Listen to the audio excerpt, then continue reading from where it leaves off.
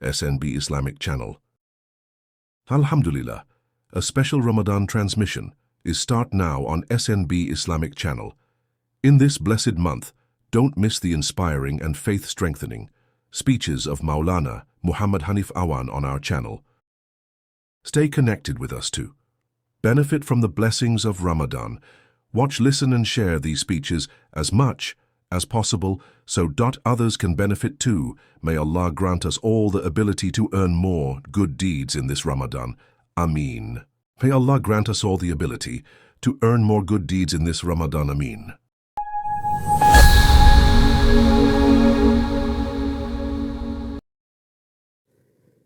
बिस्मिल्लाहिर्रहमानिर्रहीम। आज आप हजरात के सामने 10वें पारे का खुलासा बयान किया जाएगा। 10वें पारे में अनफाल का कुछ हिस्सा है, सूरह अनफाल का, और अनफाल माल गनीमत को कहते हैं। इसमें अल्लाह तबारक व तआला ने माल गनीमत की तकसीम के बारे में हुक्म फरमाया कि 5 हिस्से किए जाएंगे, यानी माल गनीमत को 5 हिस्सों में तकसीम किया जाएगा। 4 हिस्से मुजाहिदीन के दरमियान तकसीम कर दिए जाएंगे, जबकि 5वां हिस्सा उसका रसूलुल्लाह सल्लल्लाहु अलैहि वसल्लम के लिए है, आपके रिश्तेदारों के लिए है, यतीमों के लिए, मसाकीन के लिए और मुसाफिरों के लिए है। माल गनीमत की तकसीम का हुक्म बयान करने के बाद अल्लाह दोबारा ग़ज़वा बदर की तफसील बयान फरमाते हैं और कुरान हकीम अपने ख़ास उसलूब में इसकी यूँ मंजर कशी करता है कि गोया सामीन अपनी आँखों से ग़ज़वा बदर का हाल देख रहे हैं। फरमाया, उस वक़्त को याद करो जब तुम करीब के नाके पर थे और वो दूर के नाके पर थे और काफ़िला तुमसे नीचे उतर गया था। ग़ज़वा बदर के हवाले से जो यहाँ काबिल ज़िक्र बातें हैं, ख़ास बातें, वो बयान करता हूँ। अल्लाह फरमाते हैं, जब दोनों लश्कर आमने सामने हुए तो कुफ़ार ने मुसलमानों की तादाद बहुत ही कम समझी और यूँ ही मुसलमानों को कुफ़ार की तादाद बहुत कम दिखाई दी। ऐसा क्यों हुआ? अल्लाह तबारक व तआला ने इस जंग का होना तय फरमा दिया था और अल्लाह नहीं चाहता था कि कोई एक जमात दूसरे की वजह से, यानी दूसरे की कसरत से मरगूब होकर, मरगूब होकर राह फरार इख्तियार न कर ले। अल्लाह तबारक व तआला ने ग़ज़वा बदर में मुसलमानों की मदद का तज़किरा करने के बाद 4 उसूल बयान किए, 4 रीज़न बयान की कि किस वजह से ऐसा हुआ। नंबर 1, मैदान जंग में साबित कदम रहना, ये अल्लाह की मदद का सबब है, और फिर अल्लाह का ज़िक्र कसरत के साथ करना, और फिर तीसरा, आपस में इख्तिलाफ और लड़ाई झगड़े से बचना। नंबर 4, दुश्मन से मुकाबला के वक़्त नामुवाफ़िक़ हालात पर भी, नामुवाफ़िक़ उमूर पर क्या करना, सब्र करना। कामयाबी के 4 रीज़न बयान करने के बाद अल्लाह फरमाते हैं, मुश्रिकीन की तरह फ़ख्र, गुरूर और तकब्बुर और दिखलावे में ना आना, ऐसा नहीं करना, आपने इससे मना किया गया। आगे अल्लाह तबारक व तआला इरशाद फरमाते हैं, ग़ज़वा बदर में शैतान मुशरिकीन के सामने उनके आमाल को मुज़य्यन करके पेश कर रहा था और दूसरी जानिब मुसलमानों की मदद के लिए आसमान से फरिश्ते नाजिल हुए जो काफिरों के चेहरों और पीठों पर सख्त ज़रबे लगा रहे थे। आगे अल्लाह तबारक व तआला इरशाद फरमाते हैं कि ग़ज़वा बदर में जो कुरैश पर आफत आई, वो ज़लील ख्वार हुए, इसकी रीज़न क्या थी? अल्लाह फरमाते हैं, अल्लाह का दस्तूर है कि जब कोई कौम शुक्र की बजाय कुफ़र और इताअत की बजाय नाफरमानी शुरू कर देती है तो फिर अल्लाह भी अपना मामला बदल देता है और उसे नेमत की जगह अल्लाह अज़ाब और राहत की जगह अल्लाह उनको मुसीबत में मुब्तला कर देता है। फिर ग़ज़वा बदर के पस मंज़र में अल्लाह मुसलमानों को हिदायत देते हैं कि दुश्मनों से मुकाबले के लिए आपको अस्करी और मादी और रूहानी तौर पर मुकम्मल तैयार रहना चाहिए। ग़ज़वा बदर में मादी तौर पर तैयारी मुकम्मल नहीं थी, یہ تو اللہ کی خاص مدد کا نتیجہ تھا کہ مادی اور عسکری اعتبار سے کمزوری اور دونوں لشکروں میں بے پناہ فرق کے باوجود اللہ تبارک و تعالیٰ نے مسلمانوں کو فتح عطا فرمائی۔ لیکن آئندہ اللہ مسلمانوں کو حکم دے رہے ہیں کہ حالات اور ضرورت کے مطابق بھرپور تیاری کریں تاکہ ان کے اسلحہ اور ساز و سامان دے کر دشمن پر رعب طاری ہو جائے اور اسلامی لشکر کے سامنے آنے کی ان کو جرت نہ ہو۔ اللہ تبارک و تعالیٰ ارشاد فرماتے ہیں جہاں تک ہو سکے تم ان سے مقابلہ کے لیے تیار رہو، قوت میں بھی اور گھوڑوں کے پالنے میں بھی، تاکہ اس کے ذریعے تمہاری دھاک بیٹھی رہے اور اللہ کے دشمنوں پر اور تمہارے دشمنوں پر کیا نام ہے رعب طاری رہے۔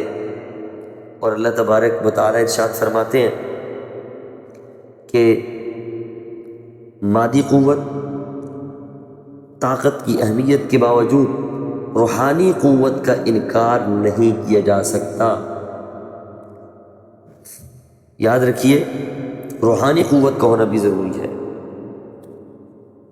اور پھر یہ جو روحانی اور ایمانی قوت ہے، یہ جو دوسری قوتیں ہیں مادی قوت اور عسکری قوت اور وسائل کے حوالے سے سب سے زیادہ اہمیت کی حامل ہے، یہ وہی روحانی قوت ہے جو کمزور کو طاقتور بناتی ہے، جو چھوٹے لشکر کو بڑے لشکر کے ساتھ ٹکرانے کا حوصلہ عطا کرتی ہے، جو شہادت کی راہ پر چلنا آسان کر دیتی ہے۔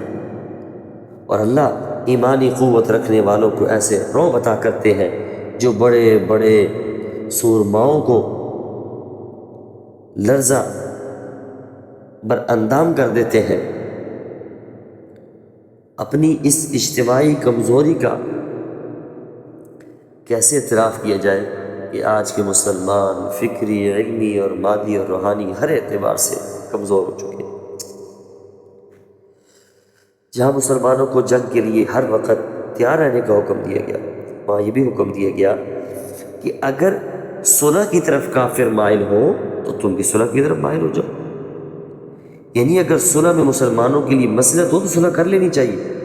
یعنی اللہ فرماتے ہیں جنگ کی تیاری اور جذبہ جہاد کا یہ مطلب نہیں ہے کہ ہر صورت آپ نے جنگ ہی کرنی ہے، ضروری ہے اور صلح سے دور رہنا، بلکہ رسول اللہ صلی اللہ علیہ وسلم نے کئی جگہوں پر، کئی مقامات پر صلح کا راستہ بھی اختیار فرمایا۔ آگے اللہ تبارک و تعالیٰ جنگ بدر میں جو 70 مشرکین گرفتار ہوئے تھے ان کے بارے میں، کیونکہ رسول اللہ صلی اللہ علیہ وسلم کی عادت تھی کہ کوئی بھی فیصلہ کرنا ہوتا تو آپ صحابہ کرام سے مشورہ کرتے تھے۔ اب ہوا یہ کہ مشورہ کیا کہ 70 مشرکین کا کیا کیا جائے، تو عمر فاروق اور دوسرے صحابہ کرام کی رائے یہ تھی کہ انہیں قتل کر دیا جائے، کیونکہ ان کو چھوڑا جائے گا دوبارہ یہ پھر ان کے اندر وہ قوت پیدا ہوگی لڑنے کے لیے، اگر ان کو قتل کر دیا جائے گا تو ان کی کمر ٹوٹ جائے گی۔ لیکن ابو بکر صدیق رضی اللہ تعالی عنہ اور بعض دوسرے زیادہ صحابہ کرام کی رائے یہ تھی کہ صرف فدیہ لے کر ان کو آزاد کر دیا جائے، اس لیے کہ فدیہ دیں گے تو ایک ہمارے حالات بھی بہتر ہو جائیں گے مسلمانوں کے جو کمزور ہیں اور مالی لحاظ سے، اور دوسرا ممکن ہے کہ ہماری نرمی کو دیکھ کر ان کے دل نرم ہو اور ہمارے احسان کو دیکھ کر یہ اسلام کی طرف مائل ہو جائے۔ تو رسول اللہ صلی اللہ علیہ وسلم نے یہی رائے کو پسند کیا اور ان کو ان قیدیوں کو رہا کر دیا۔ تو اس پر اللہ تبارک و تعالیٰ نے تنبیہ فرمائی، یوں کہہ لیں ڈانٹ نازل فرمائی۔ اللہ فرماتے ہیں اگر اللہ کا حکم پہلے نہ آ چکا ہوتا جو فدیہ تم نے لیا تو اس کے بدلے تم پر اللہ کا عذاب نازل ہو جاتا، یعنی صحابہ کرام۔ اور اس قسم کی آیات جن میں رسول اللہ صلی اللہ علیہ وسلم کو تنبیہ فرمائے گی قرآن کی حقانیت اور صداقت کی دلیل، کیونکہ اگر بالفرض آپ ایک منٹ کے لیے مانیں کہ یہ اللہ کا کلام نہیں ہے تو پھر ایسی آیات ہرگز اس میں نہ ہوتی کہ جن میں رسول اللہ صلی اللہ علیہ وسلم کو تنبیہ کی۔ باقی پھر اللہ تبارک و تعالیٰ نے اگرچہ ڈانٹ نازل فرمائی، اس کے باوجود اللہ تبارک و تعالیٰ نے صحابہ کرام کو وہ فدیہ کھانے کی اجازت دی تھی، کیونکہ ڈانٹ نازل ہوئی تھی، وہ صحابہ کرام پریشان ہو گئے کبھی ہمارے لیے کھانا استعمال کرنا جائز بھی ہے کہ نہیں؟ تو اللہ نے اجازت دی، فرمایا اسے یہ حلال اور پاکیزہ ہی ہے۔ آگے سورۃ توبہ مدنی صورتوں میں سے ہے، ترتیب کے اعتبار سے اس کا نمبر 9 ہے اور نزول کے اعتبار سے 113واں نمبر ہے۔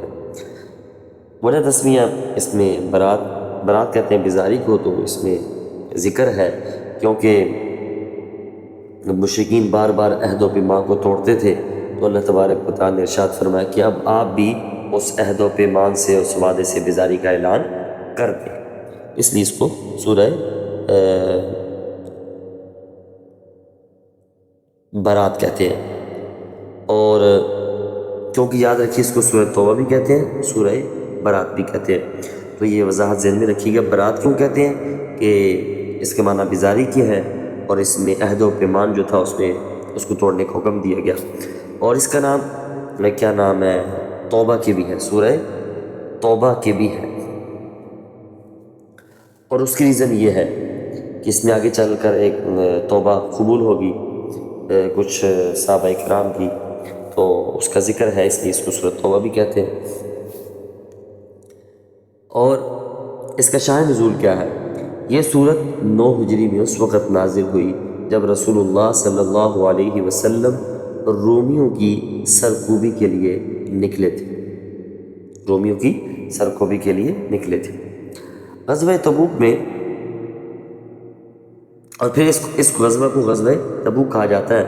اس غزوے میں کچھ چیزیں بڑی اہمیت کی حامل تھیں۔ ایک تو یہ کہ یہ غزوہ سخت گرمی کے زمانے میں پیش آیا تھا، اور سفر بھی طویل تھا، پھل بھی پکے ہوئے تھے جو ان کا اہم ذریعہ معاش تھا، اور مقابلہ بھی ایسی سلطنت سے تھا جو اس وقت کی سپر پاور ہونے کا دعوے دار تھی۔ اب مقصد یہ کہ یہ غزوہ اہل ایمان کے لیے بڑا ایک آزمائش اور ابتلاء کا سبب بنا، ان کے صدق اور اخلاص کا ایک بڑا امتحان کا سبب بنا۔ اور پھر اس کے ذریعے ایک فائدہ یہ ہوا کہ جو مومنین تھے پکے اور جو منافق تھے ان کے درمیان فرق بھی ہو گیا۔ کیوں؟ کیونکہ اہل ایمان کی جہاں ایمان کی مضبوطی کا پتہ چلا، اخلاص کا پتہ چلا، اور جو منافق تھے ان کا نفاق بھی واضح ہو گیا۔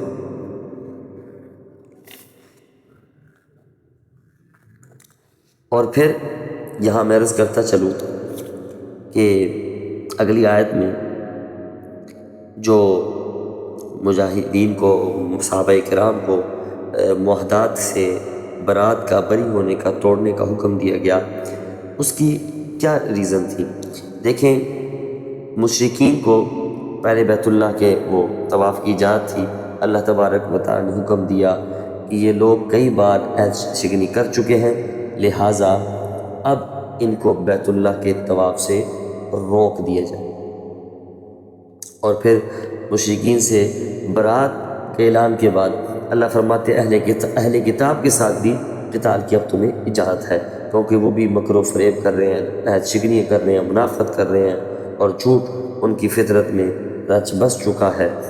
تو اس لیے اللہ تبارک و تعالیٰ ارشاد فرماتے ہیں اب ان سے بھی آپ کیا کریں، قتال کریں۔ اور آگے اللہ تبارک و تعالیٰ ارشاد فرماتے ہیں، یاد رکھیے اس سورت کا ایک اور نام، تیسرا نام بھی ہے سورہ فاضحہ۔ فاضحہ کہتے ہیں رسوا کرنے والی، تو کیونکہ منافقین کی علامات اور ان کے اندر جو کیا نام ہے باطنی طور پہ ان کے اندر کفر چھپا ہوا تھا، وہ اس موقع پر واضح ہوا، اس غزوہ کے موقع پر، اور ان کے لیے یہ صورت، یہ وحی رسوائی اور ذلت کا سبب بنی، کیونکہ اس صورت کے نزول سے پہلے تو وہ اپنے آپ کو اسلام کے زبانی دعوے کے پردے میں انہوں نے چھپا رکھا تھا، لیکن اس صورت نے ان کے خبث سے باطن کو ظاہر کیا، اور جو ان کے اندر مسلمانوں کے لیے دشمنی تھی اس کو واضح کیا۔ اور یہ جو پھر جو واضح ہوا، اس کا سبب کیا بنا؟ غزوہ تبوک بنا۔ تو آگے اللہ تبارک و تعالیٰ ارشاد فرماتے ہیں کہ جب اس غزوہ کے پس منظر سے منافقین سے جو حرکتیں سرزد ہوئیں اس کا اندازہ لگائیں، اللہ تبارک و تعالیٰ نے، کیونکہ انہوں نے تو انکار کر دیا منافقین نے، اور اندر سے وہ ریزن کیا تھی؟ لالچ تھی، طمع تھی، اور خوف تھا، ڈر تھا، اور منافقین سمجھ رہے تھے کہ اتنی بڑی سپر پاور سے ان کا مقابلہ ہے، مسلمان تو ختم ہو جائیں گے۔ تو اللہ تبارک و تعالیٰ نے پیشن گوئی فرما دی کہ جب آپ واپس جائیں گے نا، تو یہ قسمیں کھا کر کہیں گے اگر ہم طاقت رکھتے تو آپ کے ساتھ ضرور غزوہ تبوک میں جاتے، تبوک کی طرف ہم نکل پڑتے۔ چنانچہ ایسا ہوا، حضور علیہ السلام تبوک سے واپس آئے تو منافقین نے وہ جھوٹے آثار پیش کرنا شروع کر دیے، سوائے چند مخلص مسلمانوں کے۔ باقی تمام جو مخلص مسلمان تھے وہ فوراً غزوہ تبوک کے لیے شرکت کے لیے تیار ہو گئے تھے، لیکن منافقین نے جو ہے نا وہی لے بہانے سے جناب مدینہ میں رہنے کی اجازت طلب کر دی۔ تو اللہ تبارک و تعالیٰ نے آگے ارشاد فرماتے ہیں کہ منافقین کا جہاد میں نہ نکلنا ہی بہتر تھا، کیونکہ اگر یہ بالفرض شرکت کرتے بھی صحیح نا تو انہوں نے وہاں بھی مسلمانوں کے اندر فتنہ فساد ہی پھیلانا تھا۔ اس لیے اللہ تبارک و تعالیٰ ارشاد فرماتے ہیں بہتر ہوا کہ یہ نہیں گئے۔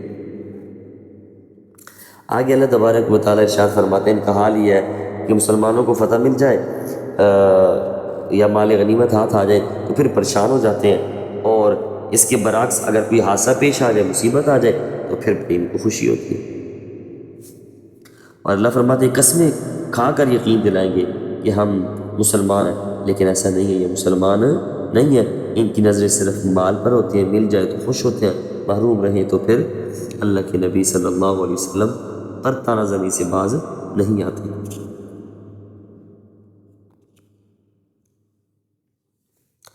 آگے اللہ تبارک و تعالیٰ ارشاد فرماتے ہیں کہ رسول اللہ صلی اللہ علیہ وسلم کی زندگی مبارک میں منافقون کو ہر وقت یہ خدشہ لگا رہتا تھا کہ کہیں کوئی ایسی صورت نازل نہ ہو جائے اور ان کا پھول جو ان کی منافقت چھپی ہوئی ہے اس کا راز فاش نہ ہو جائے۔ تو آگے اللہ تبارک و تعالیٰ ارشاد فرماتے ہیں کہ یہ جو منافقین پیچھے رہے اگر یہ 70 بار بھی استغفار کریں تو اللہ تبارک و تعالیٰ ان کی استغفار کو، مغفرت کو قبول نہیں فرمائیں گے، اللہ ان کی مغفرت نہیں کریں گے۔ آگے اللہ تبارک و تعالیٰ ارشاد فرماتے ہیں ہاں کچھ مخلص بھی صحابہ کرام وہ ساتھ نہیں جا سکے تھے، حقیقی عذر کی وجہ سے، بعض بڑھاپے میں تھے، کوئی شدید بیماری کی وجہ سے یا سامان جہاد نہ ہونے کی وجہ سے، تو اللہ فرماتے ہیں کہ ان لوگوں کا، یعنی میں ان جماعت کی بات کر رہا ہوں جو مخلص تھے، واقعی کسی ریزن کی وجہ سے صحابہ کرام میں سے جو نہیں جا سکے، تو اللہ فرماتے ہیں اب مجبوری تھی، عذر تھا، اس کے باوجود شرکت نہ کرنے کی وجہ سے ان کے آنکھوں سے آنسو تھے، پریشان تھے، رو رہے تھے، تو اللہ تبارک و تعالیٰ ارشاد فرماتے ہیں کہ یہ جو مخلص ہیں ان کا عذر قبول ہے، ان پر کوئی گناہ نہیں، یہ مجبوری کی وجہ سے نہیں جا سکے۔ اللہ تبارک و تعالیٰ ہمیں اپنی زندگی میں قرآن کو فیصل بنانے کی توفیق عطا فرمائے، قرآن پر اللہ ہمیں عمل کرنے کی توفیق عطا فرمائے۔ وآخر دعوانا ان الحمد للہ رب العالمین۔